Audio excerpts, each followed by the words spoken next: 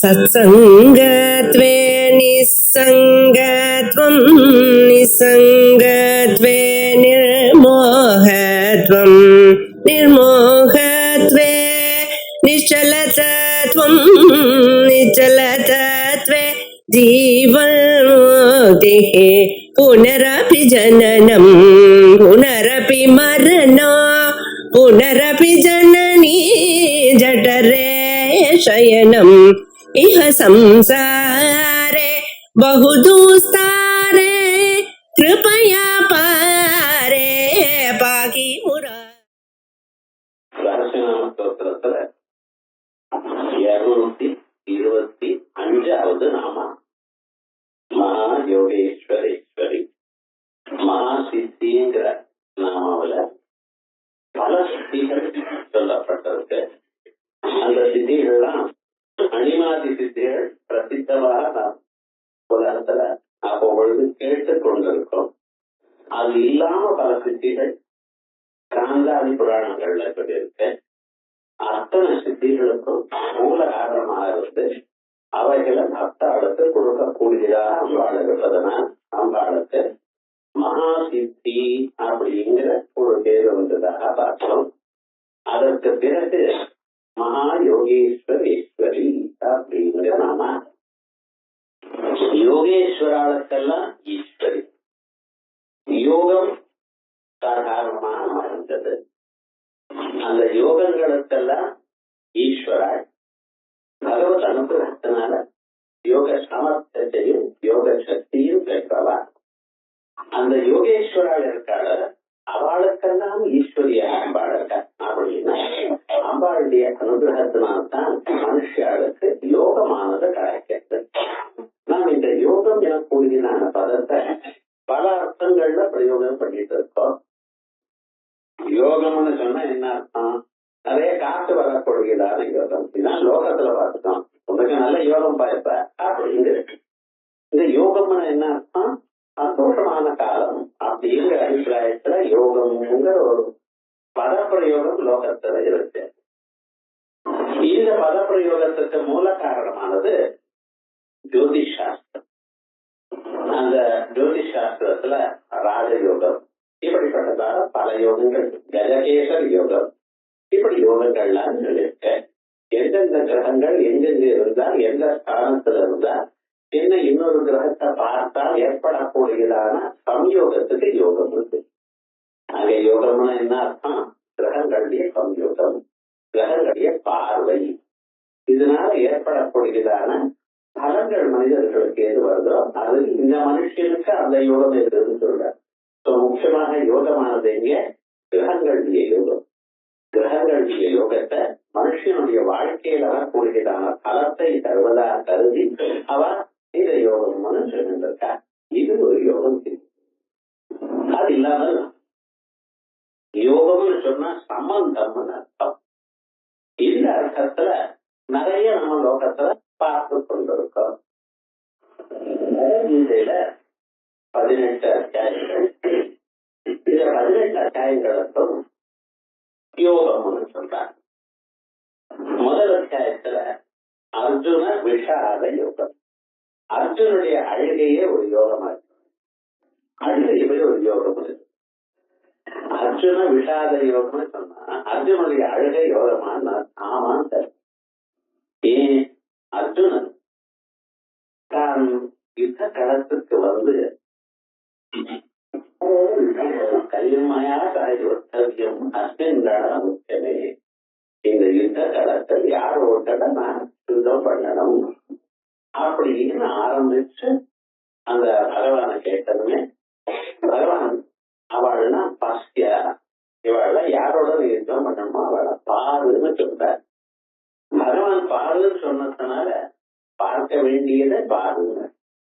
இந்த உலகத்துல பார்த்துட்டு இருக்கேன், யுத்தத்தை பார்த்துட்டு இருக்கேன், ராகத்வாட்டாதிகளோட கூடினவாழ பார்த்துட்டு இருக்கேன்.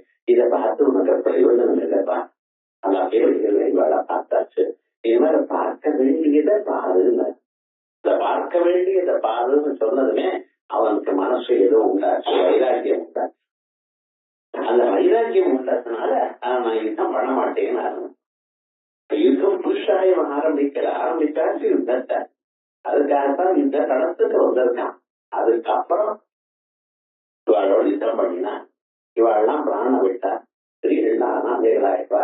ஸ்ரீஷு துஷ்டாது வாசனையே ஜாயத்தே வர்ணசங்கரா சங்கரோ நரகாயைவ குலக்ஷணானாம் குலஸ்கேச்ச இப்படின்னு ஆரம்பிச்சு ரொம்ப கவலைப்பட்டு எனக்கு ஒண்ணும் தெரியல ஆகையா சிஷ்யஸ்தேக்கு சாதிமாம் பிரபந்தம், நான் உமக்கு சிஷ்யன் ஆயிட்டேன், எனக்கு நாங்கள் உபதேசம் பண்ணுங்க அப்படின்னு ஆரம்பிச்சு அவனுக்கு வைராக்கியத்தை உண்டு பண்ணி அந்த வைராக்கியத்தினால சிரவணத்துக்கு அதிகாரியா ஆக்கியிருக்கு.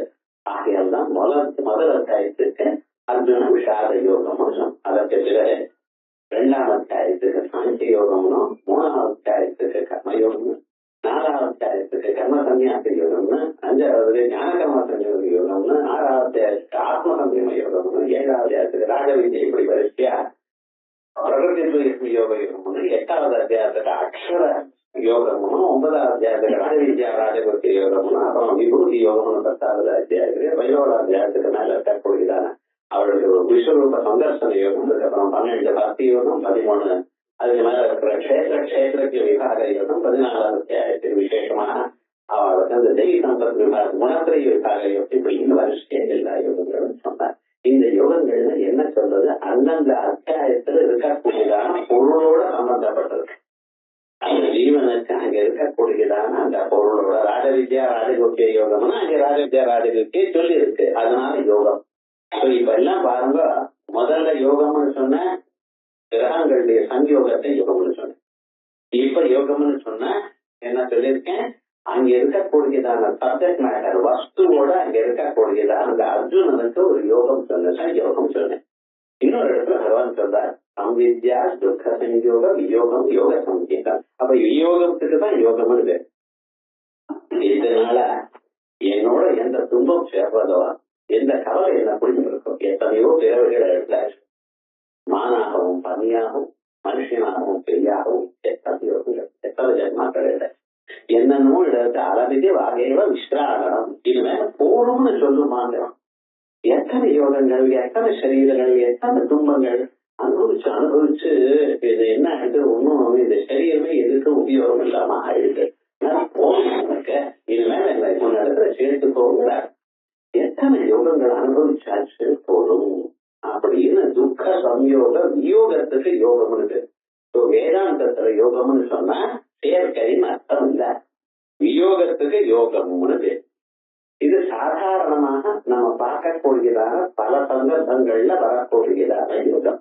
இந்த யோகங்களுக்கெல்லாம் அதிபதி ஏதோ கதை சொல்லல, சர்வ யோகேஸ்வரேஸ்வரி மகா யோகேஸ்வரேஸ்வரி. மகா யோகங்கள் என்னென்ன இருக்கோ அத்தனை யோகேஸ்வரன் யார் இருக்காலும் அந்த யோகேஸ்வராளுக்கெல்லாம் ஈஸ்வரியா இருந்ததா யாரு மகா யோகேஸ்வரேஸ்வரி. யோகம்னு சொன்ன சாதாரணமாக என்ன அர்த்தம், துக்கத்தை தர வரக்கூடியதான பதார்த்தத்தை தவிர்த்து இன்னும் தருவதாக மாற்றிக் கொள்வதற்கு யோகம்னு. லோகத்தை அப்படித்தானே நினைச்சுட்டு இருக்கோம். எது துக்கத்தை கொடுக்கிறதோ துக்கத்தை தர வல்லதை தவிர்த்து அதை சுகத்தை கொடுப்பதாக இன்பை தருவதாக ஆக்கிக் கொள்வதற்கு ஒரு யோகம் உண்டு. அதற்குரிய எதை நம்ம விசேஷமா நினைக்கிறோமோ பொருளை மதித்து, ஒரு பொருள் இருக்குன்னா அந்த பொருள் இப்படி அப்படின்னு அறிந்து கொண்டு அதனை வாழ்க்கையில் பயன்படுத்திக் கொள்வதற்கு யோகம் உண்டு.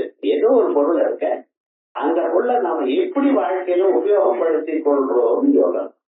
இன்னைக்கு நாம் சோஃபாலாம் வைக்கிறோம், சேர்லாம் வைக்கிறோம். பழைய நாளை வரையெல்லாம் இருந்ததா ஒண்ணுங்க.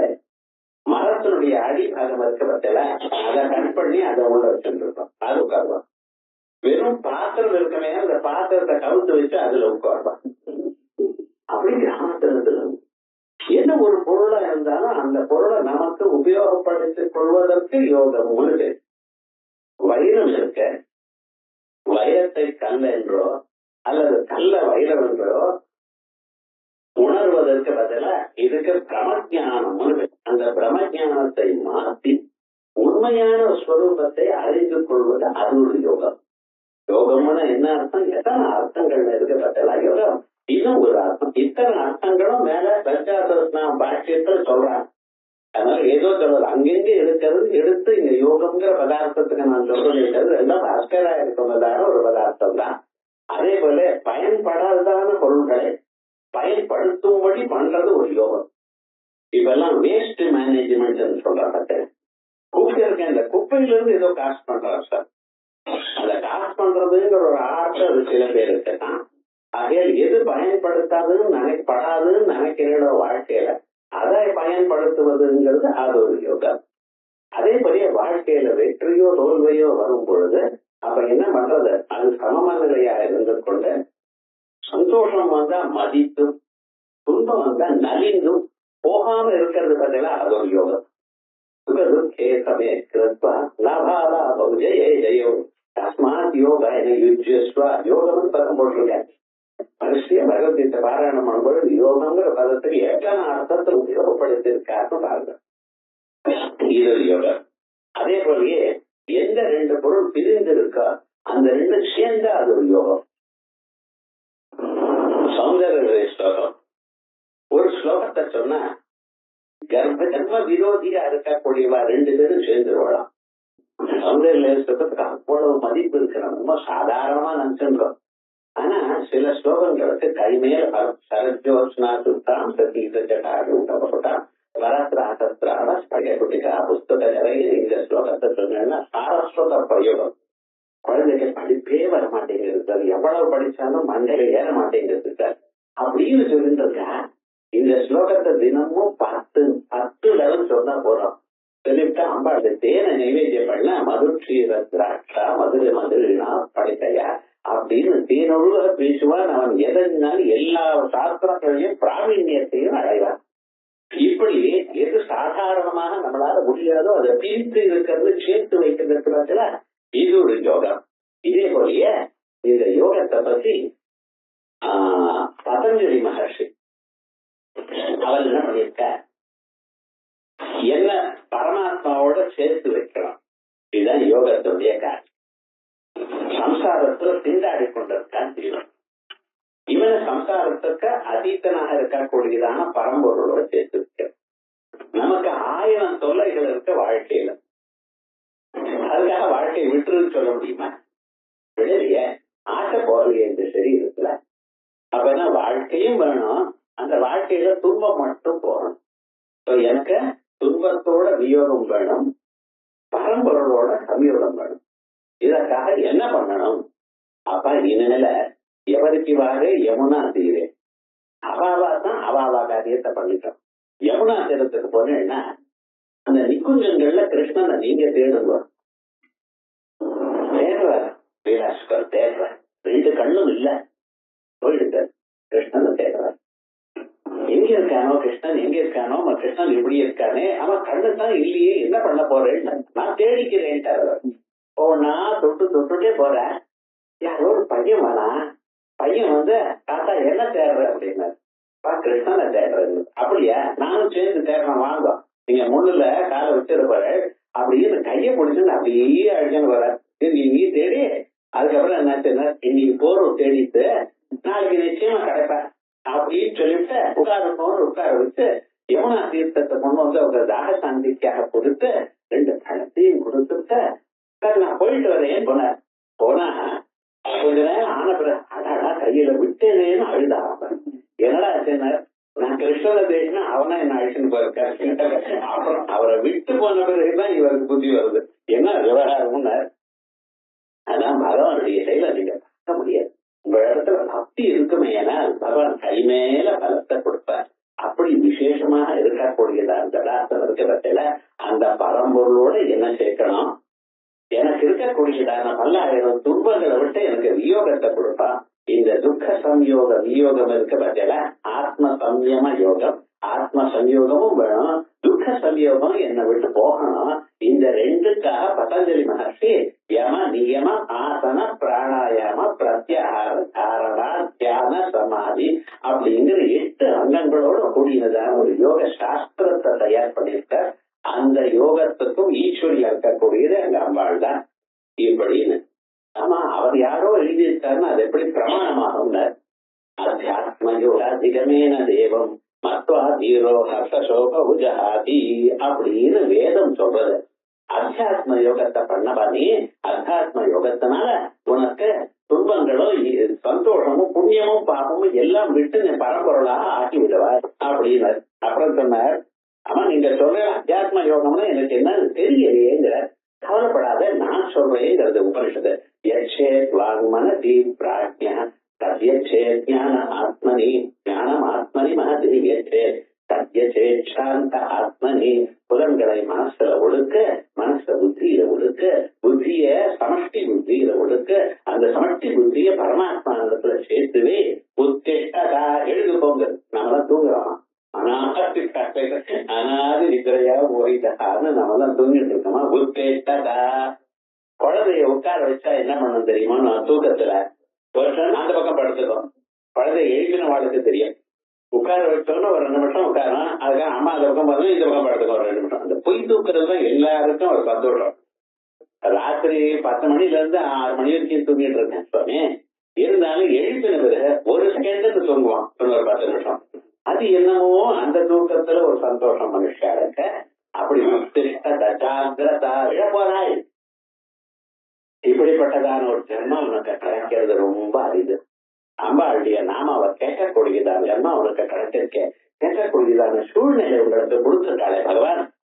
ஆகையால் ரொம்ப அரிது. ஜாகிரதா பிராப்திய வர அங்கி போதத ஆச்சாரியன் இடத்துல போய் அவர் இடத்துல வரத்தை அடைவா. சுரஸ்ய தாரா நிசிதா துரத்தியா கவையோ வதந்தி அப்படின்னு இது கட்டி மனையில நடக்கிறா போலப்பா. ஆகையால் இது ரொம்ப பத்திரமா இருக்கணும். இந்த ஜென்மாவில் உங்களுக்கு ஆத்ம சாட்சா்காரம் கிடைக்கும்படி நான் அனுகிரகம் பண்றேன் அப்படின்னால மகா யோகேஸ்வரேஸ்வரி அப்படின்னு இந்த விசேஷமான இந்த யோகம். அதுக்கப்புறம் இன்னொரு விஷயம் பாஸ்கரர் ரொம்ப அழகா சொல்லியிருக்கேன். யோகம்னு சொன்னா ஒரு செயலை அது எப்படி அதிகமாக ஒரு பலத்தை நமக்கு தருகிறதோ அப்படி பண்ணி கொள்றது யோகம்னு பகவத்கீதையில சொல்லும் பொழுது கர்மா இருக்க அந்த கர்மாவானது சாதாரணமாக எவ்வளவு பலத்தை கொடுக்கணுமோ அந்த பலத்தை விட அதிகமான பலத்தை கொடுக்கும்படி நாம் பண்ணி கொள்வது பார்த்தீங்களா அதுக்கு யோகம்னு பேர். உங்க சயின்ஸ் பாஷையில மெக்கானிக்கல் அட்வான்டேஜ் யோகா கொஞ்சமா இருந்தாலும் இன்புட் செயல் கொஞ்சமா இருந்தாலும் அதனுடைய பலமானது அதிகமா இருந்தா மெக்கானிக்கல் அட்வான்டேஜ் இருந்தா அதுக்கு நம்ம சாதாரணமா யோகம்னு சொல்றோம். இந்த யோகத்தை பகவான் சொல்ற யோக கர்மசு கௌசலம். யோகம் என்னதுன்னா கர்மசு கௌசலம். நீங்க கர்மாவை பண்ணும் பொழுது அதை குசலமாக ஒரு பண்ணக்கூடியதான கர்மா. நாளைக்கு ஒரு தினம் பகவத்கீதை பாராயணம் பண்ணுறோம். யோகத்துக்கு எத்தனை இடங்கள் பகவான் கொடுத்திருக்கார் பார்ப்போம். இத்தனையும் பகவான் கீதையில கொடுத்திருக்கார். இத்தனையும் பாஸ்கரர் சொல்லியிருக்கார் அந்தந்த இடத்துல. அப்படிப்பட்டதான யோகங்களுக்கெல்லாம் அதிபதியா இருக்கக்கூடியவள் அம்பாள். கர்மாவானது இப்பொழுதுமே நீங்க செஞ்சீங்கன்னா செய்யற வரைக்கும் உங்களுக்கு சுவாதந்திரம் இருக்கும். இஷ்டம் இருந்தா கர்மாவை பண்ணுங்க, இல்லைன்னா கர்மா பண்ணாம இருக்கும். எனக்கு என்ன சொன்ன கர்மாவை பண்ணாம இருக்கணும். ஒரு கர்மாவும் பண்ணாம உங்களால இருக்க முடியாது. நகி கஷ்டி கடமகி ஜாது திஷ்டமாக்குறது. ஒரு கர்மாவும் உங்களால பண்ணாம இருக்க முடியாது. ஆகையால் கர்மாவை பண்ணித்தான் ஆகணும் நீங்க. ஆனா எந்த கர்மா சொல்றேனோ அந்த கர்மா பண்ணினா பண்ணலாம், பண்ணாம இருக்கலாம், பண்ணாம வேற விதமாகவும் பண்ணலாம். அதை நீங்க பண்ணலாம். ஆனா கர்மாவை பண்ணிவிட்டேன்னு வச்சுங்களேன், அதுக்காக அந்த கர்மா பணம் எனக்கு வேண்டாம், நான் தெரியாம பண்ணிவிட்டேன், வேணா நீங்க எடுத்துங்கோ, இதெல்லாம் ஒன்றும் சொல்ல முடியாது. கர்மா பண்ற வரைக்கும் தான் உங்களுக்கு சுவாதந்திரம் இருக்கு. கர்மா பண்ணியாச்சுன்னா அதுக்கப்புறம் அதனுடைய விளைவை அனுபவித்துத்தான் ஆகணும். Every action has got a reaction. அதை ஒன்று சொல்ல முடியாது, அனுபவிச்சுத்தான் ஆகணும். அது எப்ப பலத்தை கொடுக்கறதுனா அதுவும் தெரியாது. கர்மா பண்ற வரைக்கும் தான் உங்களுக்கு சுவாதந்திரம் இருக்கு. கர்மாவுடைய பலம் எப்ப வரும், எந்த ஜென்மாவில் வரும், எப்படி வரும் பண்ண முடியாது. அதான் அனுபவிச்சுதான். அதனால அவசியம் போக்தவ்யம் ஜென்ம கோடி சதைரவி. எத்தனை கோடி ஜென்மாக்களானாலும் நீங்க அந்த கர்ம பலத்தை அனுபவிச்சுத்தான் ஆகணும். அத பரமேஸ்வரன் போனா இந்த பக்கம் அந்த பக்கம் மாற்ற மாட்டார். ஏன்னா அவர் தான் சொல்லி வச்சிருக்கார். கர்ம பலத்தை மாற்றப்படாதுங்கிறத அவர் தான் சொல்லியிருக்கார். அவர் ஏமாத்துவார. அவர் விவகாரம் என்னன்னு கர்மா பண்ற வரைக்கும் தான் உங்களுக்கு பவர் இருக்க. ஃப்ரீ வில்லுக்கு அது ஒரு கண்டிஷன் இருக்க. ஆனா ஒண்ணு சொன்னேன், எந்த கர்மாக்கள் உங்களை பந்திக்கிறதோ, உங்களுக்கு மறுபடியும் சம்சாரத்துல கட்டி போடுறதோ, அதே கர்மாக்களை நீங்க ஈஸ்வரார்ப்பண புத்தியா இந்த கர்மாக்கள் எல்லாம் நலனுக்காக செய்கிறேன், இந்த கர்மாக்களுடைய பலம் எனக்கு தேவையில்லை, எனக்குரியதான எண்ணத்துல நீங்க பண்ணேன்னு வச்சுங்களேன், அப்ப என்னாச்சு, அதே கர்மாவே மோட்சத்துக்கு காரணம். கர்மாவனால மோட்சம் இல்லைன்னு ஆச்சாரியார் பல இடத்துல விளைவித்தார். ஆனா கர்மாக்களை நீங்க அவசியம் பண்ணணும். பண்ணும் பொழுது எப்படி பண்ணணும், பலத்தை பகவானுக்கு அர்ப்பணம் பண்ணி விடுங்க, ஈஸ்வரார்ப்பணமாக பண்ணுங்க. நான் பண்ணுகிறேன் எனக்குடையதான எண்ணத்தோட பண்ணாதுங்க. தங்கம் தெக்வா ஆத்ம சுத்தையே, தங்கம் தெக்வா அட்டாச்மெண்ட் இல்லாம நீங்க பண்ணினா ஆத்ம சுத்தையே சித்த சுத்தியே, சித்த சுத்திக்கு ஏற்படுறது அம்பாளுடைய இதுல வந்து உட்காரலாம். அதனால அம்பாளுக்கு என்ன பேரு, மகா யோகேஸ்வரேஸ்வரி. இப்ப பாருங்க, கர்மாக்கள் ஒண்ணுதான். அந்த கர்மாவை எப்படி நீங்க பண்றீங்களோ அந்த எண்ணம் ரொம்ப முக்கியம். எல்லாரும் தான் கர்மா பண்றோம், எல்லாரும் சஹஸ்ரநாமம் வாசிக்கிறோம், எல்லாரும் பூஜை பண்றோம்.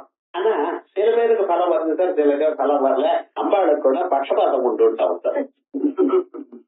ஏன்னா படிக்கிறவங்க எல்லாருக்கும் பலம் வரணுமே, சில பேருக்கு வருது சில பேருக்கு வரல, என்ன பண்றது? இல்லை, ஒரு அம்மா காலம்புரை எழுந்து வீட்டுக்கு முன்னால கோலம் போடணும்னு பார்த்தா, ஏன் இல்லைன்னு பழைய நாள் பசங்க மாடனா ஒண்ணும் போடுறது இல்ல, வேணும்னா அந்த ஸ்டோர்ல வைக்கிறான் ஒரு இது ஸ்டிக்கர், அதை கொண்டு வச்சிடும், எல்லாரும் அந்த மெதிச்சுட்டு போவான். கரெக்டா அந்த மாதிரி ஷட்கோணத்தை போட்டு வச்சுட்டாங்க. இன்னைக்கு ஆடி கிருத்திகை, அதுக்கு எது பண்ணப்படாதோ அது மெதிச்சுட்டு வர பார்த்தல. அப்ப என்ன விவகாரம், சாதாரண கோலம் போடுறதுன்னு ஒரு சம்பிரதாயம் உண்டு, வேதத்துல சொல்லி இருக்க பண்ணணும். எந்த சின்ன ஒரு சம்பிரதாயமா இருந்தாலும் அதுக்கு வேதத்துல இருக்க. காலமே எழுந்ததுமே முதல்ல வீட்டுக்கு முன்னால கோலம் போடணும், பாட்டங்களுக்கு முன்னால கோலம் போடணும்னு சொல்லியிருக்க. அந்த கோலத்தை போடும் பொழுது என்ன ஆயிடுத்து, ஒரு நாளைக்கு கையில இருக்கக்கூடிய டப்பா இருக்கு பத்தில, அரிசி மாவு சொல்லணும். கோலமானது கோல மாவுல போடக்கூடாது, அரிசி மாவுல போடணும். அந்த அரிசி மாவு வந்து டப்பா கீழே இடறி விழுந்துருக்கு. அதமா பார்த்தா அது எடுக்கணும்னு பாக்கல, எடுக்கணும் பார்த்தா ரொம்ப எடுக்க முடியல, கொஞ்சமா தான் இருந்தது அரிசி மாவை, சரின்னு விட்டுட்டான். என்னாச்சு, எறும்புகளுக்கு நல்ல ஆகாரம் கிடைச்சது.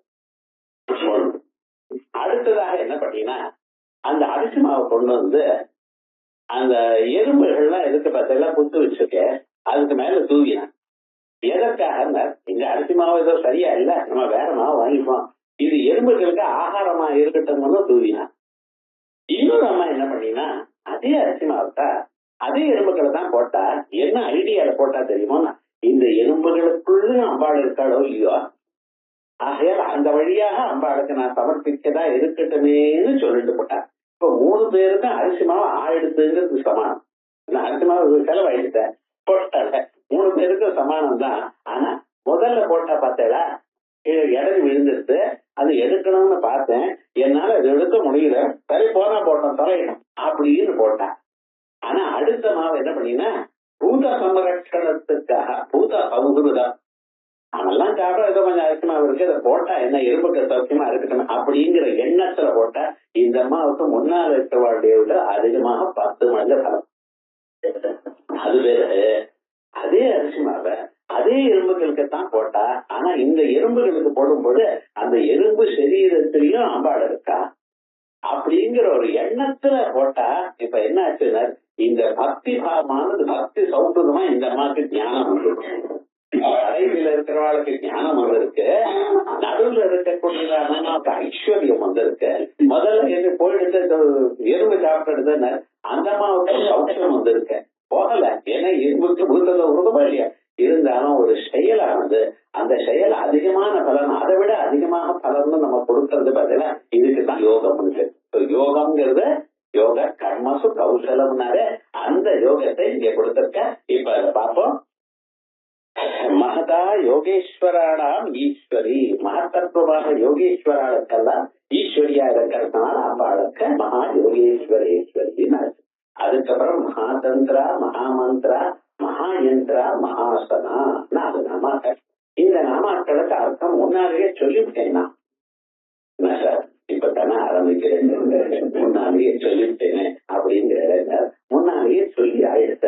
ஏன்னா இதுக்கு முன்னாலேயே சர்வ மந்திராத்மிகா சர்வ யந்திர ரூபா சர்வ தந்திர யந்திராத்மிகா சர்வ தந்திராத்மிகா சர்வ தந்திர ரூபா மனோன்மணி அப்படிங்கிற நாமாக்கள் வந்திருக்கு. அதே நாமாக்கள் தான் இங்க விவகாரம். இந்த 3 நாமாக்களுக்கும் அர்த்தம் போன இதுல சொல்லி எடுத்து இப்ப சொல்ற மகாந்தம் புகழ பிரதாதி தந்திராணி குலார்ணவ ஞானார்ணவாதீனி மந்திரா பாலா பலாதய யந்திராணி பூஜா சக்கர பத்ம சக்கர அமிர்த கட மேரு லிங்காதீனி யத்யாஹாதா ததா. இதற்கு முன்னால சர்வ மந்திர ரூபிணியா அம்பாள் இருக்கா, சர்வ யந்திரமாகவும் இருக்கா, சர்வ மந்திரமாகவும் இருக்க.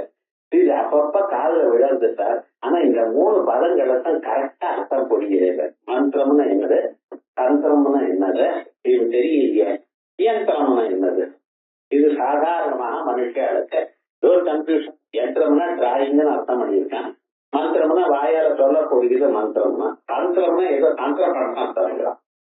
அர்த்தம் பண்றதுன்னு என்ன அர்த்தம், ஏமாத்திர வித்தியக்கு தந்திரம்னு அர்த்தம் வச்சுட்டு இருக்காங்க லோகத்துல. ஆனா விவகாரம் என்ன, அப்பவே அர்த்தம் சொன்னேன். மந்திரம்னு சொல்றது அம்பாளுடைய சூக்ஷ்மமான உருவத்துக்கு மந்திரம் உண்டு. அம்பாளே தான் மந்திரம். மந்திரத்துக்கும் தெய்வத்துக்கும் வித்தியாசம் இல்லை. அந்த மந்திரமானது நம்ம பண்ணும் பொழுது ஒரு சக்தியானது உண்டாகும். காத்துல சக்கர சுத்தினா எலக்ட்ரிசிட்டி உண்டாகிறதுங்கிறோம், வீழ்ந்து பவருங்கிறோம். அதே போல எந்த செயல் பண்ணினாலும் அந்த செயலானது ஒரு சக்தியை உண்டு பண்றது. சக்தியை புதுசாக உண்டு பண்ண முடியாது. எந்த சக்தியா இருந்தாலும் ஒரு சக்தி இன்னொரு சக்தியா மாறுமே தவிர உலகத்துல இருக்கக்கூடியதான sum total of all energies அது சாதாரணம் தான். அதை மாற்ற முடியாது. ஒண்ணு இன்னொன்னா மாற்ற முடியும், அவ்வளவுதானே தவிர ஒண்ணு இல்லை. இப்ப பிசிக்கலாக இருக்கக்கூடியதான விண்ட் எனர்ஜியை எலக்ட்ரிக்கல் எனர்ஜியா மாற்றலாம். அதே போல நீங்க மந்திரத்தை மறுபடியும் நீங்க சொல்லிட்டே இருந்தீங்கன்னா உங்கள்கிட்ட ஒரு விசேஷமான ஒரு சக்தி வரும். அந்த சக்திக்கு என்னதான் பேருனா அத்தியாத்ம சக்தி இருக்கு. அதுக்கு ஒரு பேர் வச்சிருக்கோம் சாஸ்திரங்கள்ல, அத்தியாத்ம சக்தி. மந்திரத்தை ஜபித்தனால் வரக்கூடியதான ஒரு சக்திக்கு அத்தியாத்ம சக்தி இருக்கு. அந்த அத்தியாத்ம சக்தி உமக்குள்ளேயே இருக்கணும், உங்களை விட்டு போகப்படாது. எப்பவுமே நீங்க எப்ப உங்களுக்கு வேணுமோ அப்ப அதை உபயோகப்படுத்தக்கூடியதான ஒரு நிலை உங்களுக்கு வரணும். அப்படின்னு சொன்னா அதுக்காக நீங்க பண்ண வேண்டியது நியாசம்னு பேரு. நியாசம்னு என்ன அர்த்தம், விசேஷேன தேவதா சக்தி ஆத்மனி ஆசனம். அதனால நியாசம் இந்த நியாசத்தோட பண்ணணும். நியாசங்கள் எத்தனைங்கிறத பின்னால சொல்லலாம். ஆட்டோட நியாசம், லகுடோட நியாசம், அங்க நியாசம்னா கரம் நியாசம்னா ஹிருதயாதி நியாசம்னா இது நியாசங்கள் அவ்வளவா சொல்லிட்டு இருக்கேன். ஆனா இந்த நியாசங்களுக்கு ஒரு இது உண்டு. நீங்க காயத்ரி மந்திரத்துக்கு காயத்ரி சந்தோ அதிபுத்தோ விஸ்வாமித்திரே சவிதா தேவதா காயத்ரி பிரார்த்தனம் பிரம்மச்சரா விஷ்ணுரோதயம் தத்துட்டா பிராணா அப்படின்னு சொல்லிட்டு இருக்காங்க. நியாசம் பண்றதா இல்லையா? ஆனா அந்த நியாசத்துக்கு என்ன பிரயோஜனம்னு நமக்கு தெரியல. இந்த நியாசமானது என்ன பண்றது, நம்ம சரீரத்துல மந்திர சக்தியை ஸ்டோர் பண்றது உங்களுக்கு தெரியாம. ஆத்துக்கு சம்பளத்தை கொண்டு மாமியிட்ட கொடுத்தா என்ன பண்றதுன்னா பகவான்கிட்ட வைப்பா. உள்ள டிராயக்குள்ள போறதுக்குள்ள ஒரு 10% ஒரு இடத்துக்கு போயிடும். அது உங்களுக்கு தெரியும். அது எங்கேன்னா 25ஆம் தேதி மேல காசே இல்லையே, என்ன பண்றது, ஏடிஎம்ல வாங்கிட்டு வரணும்னா ஒண்ணு வேண்டாம் நான் தரேமா. உங்க காசையே திரும்பி உங்க கொடுத்தா என்ன பிரயோஜனம்னு கவலை இல்லாம இருக்காது. அப்ப ஸ்திரீகளுக்கெல்லாம் இது ஒரு வழக்கம் என்ன அப்படின்னா, ஜெனரலா அனாவசியமா எல்லாத்தையும் செலவு பண்றல. 100 ரூபாய் வந்ததுன்னா 90 ரூபாய் தான் வந்ததாக நினைச்சுள்ள அதுக்குள்ளேயே சம்சாரத்தை நடத்தணும்னு இருந்தது. இப்ப அந்த கல்ச்சர் போய் பிளாஸ்டிக் கார்டு எக்ஸ்டென்ஷன் வந்துருக்கு. 100 ரூபாய் வந்தா 200 ரூபாய் செலவு பண்றதுங்கிற வழி இன்னைக்கு இருக்கு. அது பழைய நாள்ல இல்ல. இப்படி இந்த சக்தி எல்லாம் நமக்குள்ளேயே சேர்த்து வைக்கக்கூடியதான ஒரு தத்துவம் இருக்கு பட்சல, இந்த தத்துவத்துக்கு ஞாசம்னு பேரு. அதுக்கப்புறம் எந்த அளவுக்கு நீங்க வச்சுக்கலாம், பாக்கெட்ல காசு வச்சுக்கலாம் சார், எவ்வளவு வச்சுக்கலாம், அப்பப்ப செலவுக்கு வேண்டியது வச்சுக்கலாம், ஒரு 1000 ரூபாய் வச்சுக்கலாம். ஆனா 1,00,000 ரூபாய் வச்சிருந்த காசு சுத்திட்டு இருப்பேனா, உங்களுக்கே கஷ்டம் இல்லையா? அப்ப என்ன பண்றேன், அதை விட அதிகமான ஒரு சக்தியை நீங்க தயார் பண்ணீங்கன்னா அந்த சக்தியை வச்சுக்கிறதுக்கு ஒரு இடம் உங்க இடத்துல அல்மையரா இருக்கலாம். ஆத்துல வச்சுக்கிறது பயமா இருக்குன்னா பேங்க்ல ஆக்கிறதுக்கு அது போல இருக்கிறதுக்கு என்ன பேர்? அந்த சக்தியை நிறுத்தும் இடத்துக்கு யந்திரம். யந்திரம்னு என்னது? ஒரு டிராயிங், மர்மாக்களும் சந்திகளும் இருக்கக்கூடியதான ஒரு டிராயிங். அந்த இடத்துல சக்தி தனிச்சு நிற்காது. ஆகையால் நான் என்ன பண்ணினா, மந்திர ஜபத்தை நீங்க பண்ணுங்க, சக்தியை ஆக்குங்க, சக்திய ஞாபகங்களால உங்க சரீரத்துல வைத்துக் கொள்ளுங்கள். பிறகு அதையும் அதிகமா இருக்குமையான சக்கரங்கள்ல வைத்துக் கொள்ளுங்கள். இப்ப யந்திரம்னு சொல்லிட்டேன், மந்திரம் சொன்னேன். அந்த யந்திரம் மந்திரம் இந்த ரெண்டு எப்படி பண்ணணும், இந்த ஞாபகங்களை எப்படி பண்ணணும் உங்களுக்கு சொல்றதுக்கு ஒரு மேனுவல் விடாம, அந்த மேனுவலுக்கு விஸ்தாரமா சொல்றதுக்கு தனு விஸ்தாரங்கிற காத்து, அதனாலதான் தந்திரம்னு விவகாரம். தந்திரம்னு எப்படியாச்சு விஸ்திருத்தமாக சொல்றது, சந்தேகம் இல்லாம சொல்றது. எந்த தத்துவமும் உங்களுக்கு சந்தேகம் இப்படி பண்றதா அப்படி பண்றதா அப்படி சந்தேகமே வரப்படாது. வேதம் என்ன பண்றத மந்திரங்களை சொல்லிட்டு போயிடுது. பிராமணமானது இந்த மந்திரங்களை எங்கேயும் விநியோகம் பண்ணுன்னு சொல்லிட்டு போயிடுது. இதுக்கப்புறம் சூத்திரக்காரர் வர ஆமஸ்தம்பர், போதாயனர், அஸ்வராயனர், இப்படிப்பட்டதான பல்வேறு வந்த அவன் இந்தந்த மந்திரங்களை இந்தந்த கர்மாவை இப்படி உபயோகப்படுத்துறதோ அப்படின்னு சொன்னான். ஆனா இந்த மந்திரம் சொல்லிட்டு நானே எல்லாத்தையும் சொல்றேன். அத்தனை மந்திரங்களும் பூஜையில என்னென்ன மந்திரங்கள் உபயோகப்படுத்தணும், யாகத்துல ஹோமத்துல என்ன மந்திரங்கள் உபயோகப்படுத்தணும், எந்த ஜபத்துல என்ன மந்திரங்கள் உபயோகப்படுத்தணும், ஜப விதியில எப்படி பண்ணணும், அதுல என்னென்ன விஷயங்கள்ட்ட தானம் பண்ணணும், அத்தனையும் தந்திரம் விஸ்தாரமாகுது. அந்த தந்திரத்தை வச்சு குருமுகமாக அதை தெரிந்து கூட நாம் சகலட்சத்தையும் அடையலாம். இப்படி யந்திரம் தந்திரம் மந்திரம் இதுக்கு விஸ்தாரமா சொல்லியாச்சு. மந்திரங்கிறது அம்பாளுடைய உருவம், அம்பாளுடைய சூக்ஷ்மமான ஸ்வரூபம். எதை ஜபித்தால் நமக்கு சக்தி வருமோ அப்படிப்பட்டதான ஒரு ஸ்வரூபம். அதனால வரக்கூடியதான சக்தியை ஞாபகங்கள் பண்ணி நம்ம சரீரத்துல சேர்த்துக் கொள்ளலாம். அதிகமா இருக்குமையானால் யந்திரத்துல அதை சேர்த்து வச்சுக்கலாம். அந்த யந்திரமானது இன்னொன்னு கண்ட்ரோல் பண்றது. யந்திரணம் நியந்திரணாது, யந்திரம் ஏன் சொன்ன நியந்திரணா அப்படின்னு சொல்லியிருக்கேன். இப்படி யந்திரமானது இந்த எப்படி பண்ணணுங்கிற ப்ரொசீஜர் மெத்தடானது மோடஸ் ஆபரண்டி, அதை எப்படி சொல்றது அதை சொல்லக்கூடியதான ஒரு கிரந்தங்களுக்கு தந்திரம்னு. இப்படி தந்திரமாகவும் அம்பாள் இருக்கா, மந்திரமாகவும் அம்பாள் இருக்கா, யந்திரமாகவும் இருக்கா. இவைகளுமே உயர்ந்ததான ஒரு ஸ்வரூபமா இருக்கலாம். மகாந்தி பகுப்பிரதாதி தந்திராமி, அத்தியந்தம் அதிகமா இருக்கக்கூடியதான பலத்தை கொடுக்கக்கூடியதான தந்திரங்கள் இருக்கு. புதார்ணவ தந்திரம், ஞானார்ணவ தந்திரம், இப்படிப்பட்டதான தந்திரங்கள் இருக்க இவைகள்லாம். அதே போல அம்பாளுடைய பருவமா இருக்கக்கூடியதான மந்திரங்கள் பாலா மந்திரம், பகலா மந்திரம், இப்படிப்பட்டதெல்லாம். இது பாலா மந்திரம் நம்ம சொல்றோம்னா எல்லாத்த விட உயர்ந்ததான ஒரு மந்திரம். அது 3 அக்ஷரங்கள் தான். முதல் எழுத்துக்கு வாக்ப பீஜம்னு பேரு, 2வது பீஜத்துக்கு காமராஜ பீஜம்னு பேரு, 3வது பீஜத்துக்கு சக்தி பீஜம்னு பேரு. வாக்ப பீஜம் மனுஷனுக்கு சாஸ்திர ஞானத்தை கொடுக்கறது. காமராஜ பீஜமானது லௌகிகமான சுகங்கள் ஆசைகள்லாம் நிறைவேற்றி உங்களுக்கு சந்தோஷமா இருக்கும்படின்றது. சக்தி பீஜமானது உங்களுக்கு அத்தியாத்ம சக்தியை கொடுத்து உங்களுக்கு மோட்சத்திற்கு வளரமா ஆக்குறது. இப்படிப்பட்டதான் இந்த பாலா மந்திரம் இருக்கு பார்த்தல. இந்த பாலா மந்திரம் தான் எல்லாத்துக்கும் பீஜ மந்திரம். ஏகமகான் யக்ரோதி, இந்த ஒரு சின்ன விதை இருக்கு பார்த்தல. இந்த விதையானது சக்கரமாக சரியான பூமியில போட்டு அதுக்கு தகுந்த சமயத்துல என்ன தீர்த்தம் வேணுமோ அதை கொடுத்து 4 பேருக்கு எல்லாம் பண்ணினடையானால் அதை காப்பாத்திட்டு வந்தடையானால் ஒரு நாளைக்கு என்ன தெரியுமோனா அடிக்கட்டையோடையும் வேரோடையும் கிளைகளோடையும் ஒரு 1000 பட்சிகள் அங்க இருக்கிறதுக்காகவும் எத்தனையோ பேருக்கு வாசத்தை கொடுக்கக்கூடியதால் பெரிய ஆலமரமாக இல்லை. அத்தனைக்கும் காரணம் ஒரு நாளைக்கு அந்த குரு சொன்னதான அந்த 3 எழுத்து. ஆனா அதை நீங்க காப்பாற்றணும். அதனால பாலான அதுக்கு பகலான்னு ஒண்ணு இருக்கு பட்சல இதான் பிரம்மாஸ்திர மந்திரம். பழைய நாள்ல பிரம்மாஸ்திரம்னு சொல்லிட்டதால அந்த பிரம்மாஸ்திர மந்திரம் தான் பகலாபக்தி மந்திரம். 10 மகா வித்தியில பகலா வித்யாங்கிற ஒரு வித்யா.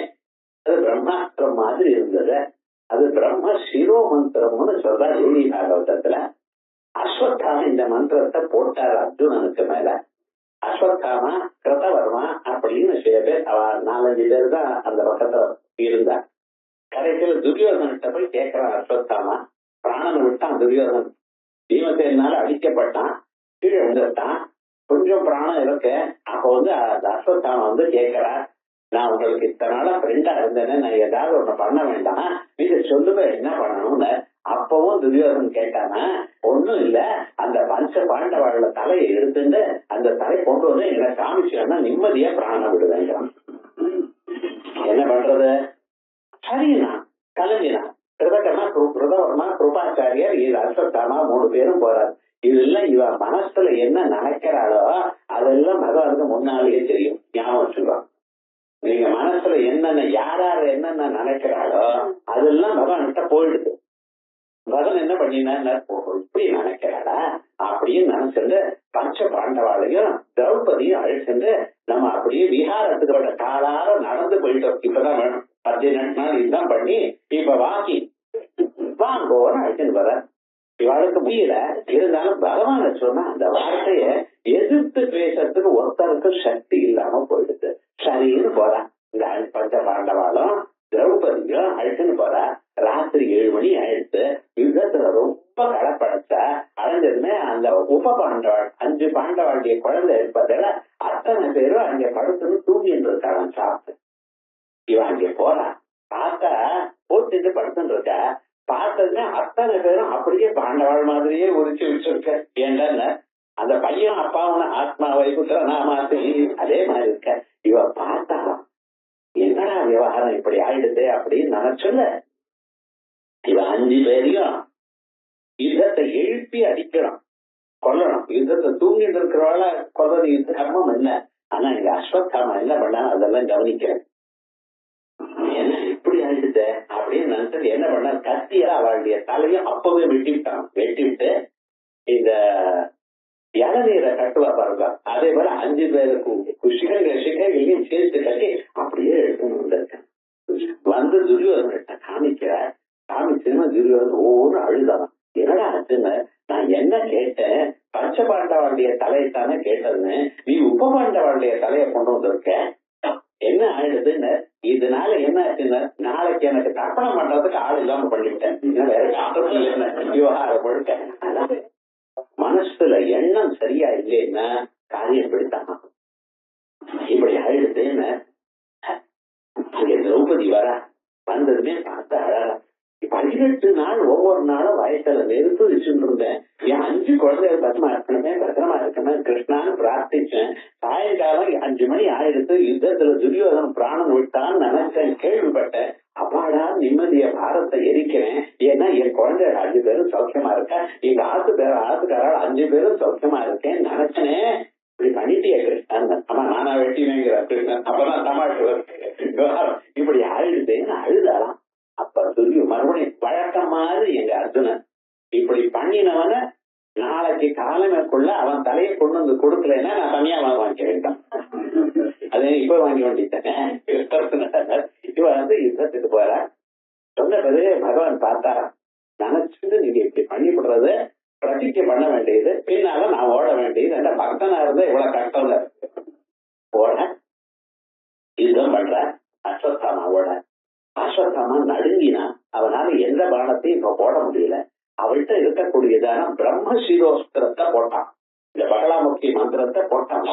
போட்டதுன்னு அது எரிச்சுட்டே ஆகாசத்துல வந்தது. அர்ஜுனன் பார்த்தாரா, இது வந்து இதுக்கு பிரதி இன்னொரு பிரம்மாஸ்திரம் தான். அப்படி இந்த பிரம்மாஸ்திரத்தை போட்டா அர்ஜுனுடைய பிரம்மாஸ்திரமும் அஸ்வத்தாமானுடைய பிரம்மாஸ்திரமும் ரெண்டும் ஆகாசத்துல இடிச்சுட்டு இருக்கு, நெருப்பு கத்தின்னு இருக்கு. என்ன பண்றதுன்னு தெரியல. அப்ப என்ன பண்றதுன்னு அர்ஜுனனை கிருஷ்ண பரமாத்மா நீ அதை உபசம்ஹாரம் பண்ணுன. நான் உபசாரம் பண்ணினா அந்த அர்த்தம் என்ன கொண்டு எனக்கு தெரியாது, என்ன பண்றேன்னு பகவான்கிட்ட தெரியாத மாதிரி பேசுறேன்னு. இல்லப்பா நீ உபசம்ஹாரம் பண்ணிக்கோன்னு. அதெல்லாம் முடியாது, போட்டா பிராணம் போயிடு, இந்த பிரம்மாஸ்திரத்துல விளையாடப்படாது அப்படிங்கிற. அவரை போய் உபசம்ஹாரம் பண்ணுன. அவர் சொல்றாரு உபசம்ஹாரம் பண்றது மறந்து போச்சுட்டான். பண்றது இவரும் சொன்ன பேச்ச கேட்க மாட்டேங்கிறாரு. பகவான் சொன்ன பேச்ச கேட்காத சந்தர்ப்பங்கள் என்ன, மகாபாரத படிவா என்ன இப்படி ஆயிடுது, என்ன பண்றதுன்னு பகவான் பார்த்த. அடுத்த கணத்துல வசிஷ்டர் அவருடைய பாருங்க, அவர் எத்தனை நாள் ஜெபம் பண்ணாங்க. 2 பிரம்மசிரோத்தத்துல 2 கையில அப்படி பிடிச்சுட்டாராம். அது முக்கியம் இருக்கு. 2ஐயும் ஆகாசத்துல பிடிச்சுட்டார். பிடிச்சுட்டு என்ன பண்ண வாயில போட்டு முழுகிட்டார். விவகாரம் இப்படித்தானே பாரதத்துல பிரம்மசிரோஸ்திரங்களை ரெண்டையும் குடித்ததான ஒரு விவகாரம் ஆகியால்தான் இன்னைக்கும் பகலாமுகி மந்திரத்துக்கு ரிஷியர வசிஷ்டோ பகவான் ரிஷி அப்படின்னு சொல்லிருக்கு. இது தந்திரங்கள்ல எத்தனை விஷயங்கள் ரகசியமா சொல்லிருக்க. அத்தனை மந்திரங்களுக்கும் பாலா பகலா இப்படிப்பட்டதான மகா மந்திரங்கள் எல்லாத்துக்கும் மூல காரணமா இருக்கக்கூடியது மேரு மந்திரம். இந்த மேரு மந்திரமானது பஞ்சரிஷி மகா மந்திரத்துல இருக்கக்கூடியதான எழுத்துக்களை ரெபிடேஷன் வராம பார்த்தேன்னா அது அந்த ரெபிடேஷன் வராம இங்க பார்த்தேன்னா கடைசியில மூணாவது கூட்டமா வந்து மிஞ்சம். அது ஒரு ஏகாரமும் சேரும். அவ்வளவுதான் மேரு மந்திரம். இந்த மேரு மந்திரத்தை விசேஷமாக சொல்லியிருக்க. அதான் எல்லா மந்திரத்துக்கும் காரணமா இருக்கக்கூடியதான மந்திரம். அந்த மந்திரம் தான் இப்ப மகா மந்திரா. அதான் பாலா பகலா இத்தியாதி மந்திராணி பூஜா சக்கர பத்ம சக்கர அமிர்த கட மேரு லிங்காதீனி இப்படிப்பட்டதான சக்கரங்கள் பூஜையில் இருக்கக்கூடியதான சக்கரம். இந்த சக்கரம் இருக்க ஏதோ கடையில போய் வாங்கிருந்தோம்னு இல்ல. இது குருட்ட கொடுத்து அவர் அதுக்கு பிராண பிரதிஷ்டை பண்ணி அதுக்கு பண்ண வேண்டியதான 16 சம்ஸ்காரங்கள் பண்ணணும். யந்திரத்தை ஏதோ நம்ம வாங்கிக்கிறதுன்னு இல்ல. யந்திரங்களுக்கு ஒவ்வொரு யந்திரத்துக்கும் 16 சம்ஸ்காரங்கள் பண்ணணும். சம்ஸ்காரங்கள் பண்ணி பிராண பிரதிஷ்டை பண்ணி அதுக்கப்புறம் குருட்ட இருந்து வாங்கிக்கணும். அப்படிப்பட்டதான பூஜா சக்கர பத்ம சக்கர அமிர்த கட்ட மேரு இப்படிப்பட்டதான லிங்கங்கள். சில இடத்துல லிங்கமே சக்கரம் ஸ்ரீசக்கரமே லிங்காக்காரமாக இருக்கும். இப்படி மகாயந்திரா இதற்கு ஆச்சு. அதுக்கப்புறம் மகா தந்திரான்னு சொல்றது. அந்த தந்திரமானது எப்படி எதுவா ஸ்வதந்திராட்சம் தந்திரம் ஸ்ரீவித்யாட்சா மந்திரா. ஸ்வதந்திர தந்திரத்துக்கு மகாதந்திரம்னு பேரு. ஸ்ரீவித்யா மந்திரத்துக்கு மகாமந்திரம்னு பேரு. காயத்ரி மந்திரத்துக்கு உயர்ந்ததான உத்தம மந்திரம் மகாயத்ரியா பரவ மந்திரா நமாது தெய்வதம் பரம். பரமான மந்திரம்னு சொன்னா காயத்ரி மந்திரம் தான் சொல்லணும். மகாமந்திரம்னு சொன்ன என்ன பேரு ஸ்ரீவித்யக்கு தான் பேரு. ஆகையால் மகாமந்திரா ஸ்ரீவித்யாட்சா மந்திரா சித்தவஜ்ராட்ச யந்திரம். இப்ப சொன்னேன்னு ஸ்ரீயந்திரம்னு நீங்க சொல்ற. ஸ்ரீயந்திரம் இல்ல சித்தவஜ்ராட்ச யந்திரம். என்ன ஸ்ரீசக்கரத்துக்கு ஏற்ற இந்த பேர் வச்சிருக்க அப்படின்னு சொன்னா ஸ்ரீசக்கரத்துக்கு இந்த பேர் வச்சு 16 சம்ஸ்காரங்கள் குரு பண்ணி கொடுத்தா அதுக்கு சித்த வஜ்ரம். அதுதான் உங்களுக்கு உபயோகப்படும். ஆகையால் சித்த வஜ்ராட்சம் யந்திரம் மகசர்வோத்தமம் எஸ்யா உத்தரவாதம் யந்திரம். ஸ்வதந்திராட்சாதி அந்நிய அனபேட்சத்வா மகத்துவம். ஸ்வதந்திர தந்திரம்னு இருக்கு. இது அந்நிய அனபேட்சத்வா வேற எதையும் எதிர்பார்க்கிற மீதி தந்திரங்கள்னா இது இன்னொரு தந்திரத்துல பார்த்து போகிறோம். மேரு மந்திரம் ஒரு தந்திரத்துல பாதி சொல்லிட்டு மீதி இன்னொரு மந்திரத்துல பார்த்து போகுது. ஞானார்ணவ தந்திரத்தான் இருக்கு மேரு மந்திரம். குலார்ணவ தந்திரத்தை விஷம் பார்த்து போகிறது. விவகாரம் எந்த தந்திரமும் சரியா டோட்டலா சொல்லல. அதை பார்த்துக்கோ இதை பார்த்துக்கோன்னு சொல்லும். ஆனா எல்லா இப்படி தந்திரங்கள்லாம் பரஸ்பர சாபேட்சமாக இருக்க அது இல்லாமல் சுதந்திரமாக எல்லாத்தையும் கிளியரா சொல்லக்கூடியதான் ஒரு தந்திரம் நீங்க சொல்லுங்க அப்படின்னு அம்பாள் பரமேஸ்வரனை கேட்க பரமேஸ்வரன் ஒரு தந்திரத்தை தயார் பண்ணி கொடுத்தாராம். அந்த தந்திரத்துக்கு தான் சுதந்திர தந்திரம்னு பேரு. அந்த தந்திரத்துக்கு தான் தந்திர ராஜம்னு பேரு. அந்த தந்திரத்துக்கு தான் தாதி மதம்னு பேரு. சகலமபிருந்தாய பவனம் பரதந்திர பசுபதி. பரதந்திரா பசுபதி ஆசகாரி சொன்னபடி கேட்கணும் இல்லையோ. பரதந்திர பசுபதி புனஸ்வம் நிர்பந்தாது. அம்மா உன்னுடைய நிர்பந்தத்தினால் பக்தாளுக்கு அவ கேட்டதான பதார்த்தங்கள்லாம் கிடைக்கணும். இங்கேயும் அங்கேயும் அலைய முடியாது கலிகாலத்துல. ஆகிய நிர்பந்தாது அகில புருஷார்த்த கட்டணா. அகில புருஷார்த்தங்கள் தர்ம அர்த்த காம மோட்சங்கள் இப்படிப்பட்டதான எல்லா புருஷார்த்தங்களையும் கொடுக்கக்கூடியதான ஸ்வதந்திரம் தே தந்திரம் சிதலம் அவாதீதரதிதம். ஸ்வதந்திரே தந்திரம் சிதலம் அவாதீதரது அசூசுஜது அப்படின்னு பிரயோகம், பட்டி பிரயோகம். அதே மாதிரி அவாதீதரதிதம் உயர்ந்ததான ஒரு பிரயோகம். சௌந்தர்யம் சாதாரணம் இல்லைன்னு அதெல்லாம் வியாக்கரணம் நன்னா வாட்ச வளர்த்துட்டு அதனுடைய தத்துவம் அசூசுஜதுன்னு ஒரு பிரயோகம் பண்றாரு பட்டி. அதே மாதிரி அவாதீதரதிதம் அப்படின்னு சுதந்திரமான ஒரு தந்திரம். அந்த தந்திர ரூபமாகவும் வளர்க்க பகவன் சர்வதந்திராணி பவதா உக்தாணி வைப்புரா. எத்தனையோ தந்திரங்கள் நீங்க முன்னால சொன்னேன். தேசாம் அந்யோன சாபேட்சா ஜயதே மதி விக்ரமா. இது என்ன அங்க பாருங்கிறது, அந்த தந்திரம் பார்த்தா இதை பாருங்கன்னு சொல்றது ஒரே கன்ஃபியூஷனா இருக்கு. தஸ்மாத்து நிரபேட்சம் சொன்னே தந்திரம் தாசாம் பல பிரபோ. ஆகையா நிரபேட்சமான தந்திரத்தை நீங்க சொல்லுங்க அப்படின்னு பார்வதி பரமேஸ்வரனை கேட்க, அப்புறம் சொல்ற சுணுகாதிமதம் தந்திரம் பூர்ணமன்ய அனபேட்சையா. ஆதிமதம்னு ஒரு தந்திரம் இருக்குன்னா அந்த தந்திரத்தை நான் சொல்றேன். அந்யானபேட்சையா வேற எதையும் எதிர்பாராத ஒரு தந்திரம் நான் சொன்னேன். கோப்பியம் சுணு பிரயத்தேன கோபனம் தந்திர சோதிதம். கோப்பியமான ஒரு தந்திரம் அத நான் சொல்றேன்னா அப்படின்னு சொல்லி, கோபனம் சர்வசோதிதம் எல்லா தந்திரங்களையும் சோதிக்கப்பட்டதான சொல்லப்பட்டதான ஒரு விஷயத்தை நான் சொல்றேன் அப்படின்னு சௌந்தர்யாமுக்தம் சகலமபிதந்தாய புவனம் ஸ்திதத்வசித்திப்ரதவரதந்தர்பகதி புனः ஸ்வநிர்பந்தாத் அகில புருஷார்த்தைக கடதா ஸ்வதந்திரந்தே தந்திரம் ஸ்ரீதலமவாதி தரதிலம் அப்படின்னு விசேஷமா சொல்லியிருக்க. இப்படி மந்திர விஷயேது மந்திரத்தில் ஸ்ரீவித்யைவது மந்திராணம் தத்ரகாதிர்யதாபரா. மந்திரங்களுக்குள்ள உயர்ந்ததான ஒரு மந்திரம் என்ன? ஸ்ரீவித்யா மந்திரம், பஞ்சதசாட்சரி மந்திரம். அந்த பஞ்சதாட்சரி மந்திரத்துல 14 செட் இருக்கு. காதி வித்யா, ஆதி வித்யா, குபேர உபாசிதா வித்யா, அப்படி நிறைய வித்யைகள் இருக்கு. அதுல தத்ர காதிர் யதாபரா காதி மந்திரம் தான் ரொம்ப விசேஷம் அப்படின்னு சொல்ற கீதி.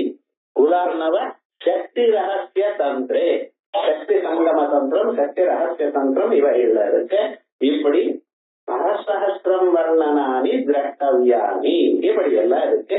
சித்தி வஜ்ராக்கியம் யக்கம் பிரகிருத்தியா, சித்தி வஜ்ராக்கமாக இருக்கக்கூடியதான இந்த தந்திரத்தை பத்தி, இந்த யந்திரத்தை பத்தி வித்யா தந்திரே ஸ்மரியதே லலிதா வித்யாயா வித்யாமன்யாம் யந்திரேண வாமுனா யந்திரமன்யஸ்தமம் வேத்தி யோசௌ ஸ்யாத் மூடஜேதனஹ. இந்த ஸ்ரீசக்கரம் அதையும் விசேஷமாக சம்ஸ்காரங்கள்லாம் பண்ணி கொடுக்கப்பட்டதா இந்த ஸ்ரீசக்கரத்துக்கு சமானமான சக்கரம் இன்னொரு இடத்துல இருக்குன்னு யார் நினைக்கிறானோ அவனோட முட்டாள் உலகத்துல ஒண்ணும் இல்லை, யாரும் இல்லை அப்படின்னு விசேஷமான ஸ்ரீசக்கரம். அதுக்கு பூஜா சக்கரம், பத்ம சக்கரம், அமிர்தகட யந்திரம், மேரு மந்திரம், சித்த யந்திரம், லிங்க யந்திரம் அப்படின்னு பல பெயர்கள்ல தந்திரங்கள்ல இருக்கு. இதுதான் மகாயந்திரா. பிறகு மகாசனா, அம்பாளுக்கு உயர்ந்ததான ஆசனம் உள்ளவள். என்னென்ன ஆசனங்களுக்கு? மகது ஆசனம் சித்தியாதி சக்தி தத்துவரூபம் யஜா. அம்பாள் ஆரம்பிச்சு 36 தத்துவம் சிவ சக்தி சதாசிவ ஈஸ்வர சுத்த வித்யா அப்படின்னு ஆரம்பிச்சு 5 பஞ்ச தன்மாத்திரைகள், 5 பூதங்கள், 5 இந்திரியங்கள், 5 கர்மேந்திரியங்கள், 5 பஞ்ச பிராணங்கள் இப்படின்னு பிருத்திவி பர்யந்தம் பூமி பர்யந்தம் இருக்கக்கூடியதான 36 தத்துவங்கள். அத்தனை தத்துவங்களும் அம்பாளுக்கு ஆசிரமாக இருக்கு. அப்படி சித்தியாகி சக்தி தத்துவாக்கியம் யஸ்யா ஏஷா பகவதி சர்வதந்திராண்யா சிருஷ்ய திஷ்டதி. இப்படிப்பட்டதான அம்பாள் சர்வதந்திராணி ஆசிரித்த திஷ்டதி. எல்லா தந்திரங்களையும் ஆசிரிச்சுண்டு அத்தனை தத்துவங்களையும் அதனால அம்பாளுக்கு தத்வாசனா தத்துவமயி தத்துவமஸ்வரூபிணி அப்படின்னு விசேஷமான தத்துவஸ்வரூபமாக இருக்காள் அப்படின்னு சொல்லியிருக்காங்க. அம்பாளுடைய ஆசனங்கள் பல ஆசனங்கள் அங்கங்க சொல்லியிருக்க. சிம்ஹாசனம்னு சொல்றான்.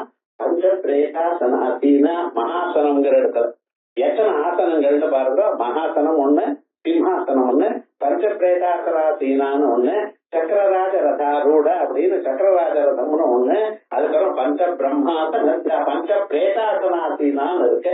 எத்தனை ஆசனங்கள் உண்டோ அத்தனை ஆசனங்களுக்கும் ஒவ்வொரு விசேஷமான ஒரு சொரூபம் இருக்கு. அம்பாளுடைய ஆசனம் இது மகாசனம். ஏன் அதுக்கு மகாசனம்னு பேர் வந்துருக்கு? மகாசனான்னு ஒண்ணு சொல்லிருக்கேன் ஒரு நாமா. மகதாசனம் உலகத்தை எல்லாம் உட்கொள்ளக்கூடிய பிரம்மச்சத்திரத்தை உதய பவத போதன மிருத்யுர்யஸ்ய உபதேசம் கலிதா வேத ஏற்றத. அந்த சுத்த பிரம்மஸ்வரூபமே மகாசனா எனக்கூடியதான அம்பாள். அத மகாசனா உயர்ந்ததா ஒரு ஆசனம் அப்படின்னு லலிதா சஹஸ்ரநாமத்துல எங்கெங்க அம்பாள் இருக்கா அப்படிங்கிற நாமங்கள் வாங்க. அடுத்தது கிழமைக்கு மேல ஹரி ஓம்.